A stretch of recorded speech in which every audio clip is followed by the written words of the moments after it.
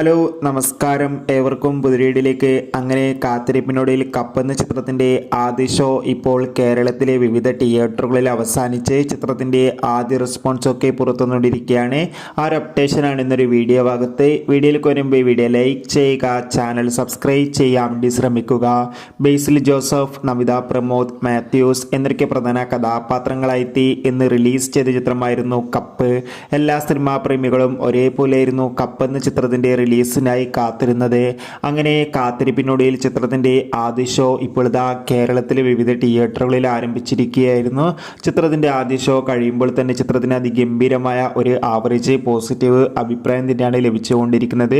ചിത്രം ഒരു മികച്ച സ്പോർട്സ് എൻ്റർടൈൻമെൻ്റ് ആണെന്നും ചിത്രത്തിൽ മാത്യൂസിൻ്റെയും ബേസിൽ ജോസഫിൻ്റെയും ഒക്കെ നല്ല മികച്ച അഭിനയം തന്നെ കാണാൻ വേണ്ടി സാധിക്കുന്നുണ്ടെന്നും റിപ്പോർട്ടുകൾ സൂചിപ്പിക്കുന്നുണ്ട്. എന്തായാലും കപ്പ് എന്ന ചിത്രത്തിൻ്റെ കൂടുതൽ അപ്ഡേഷൻ അറിയാൻ വേണ്ടി കാത്തിരിക്കാം. ചിത്രം കണ്ടവരുടെ അഭിപ്രായം കമൻറ്റ് ചെയ്യുക. ബൈ.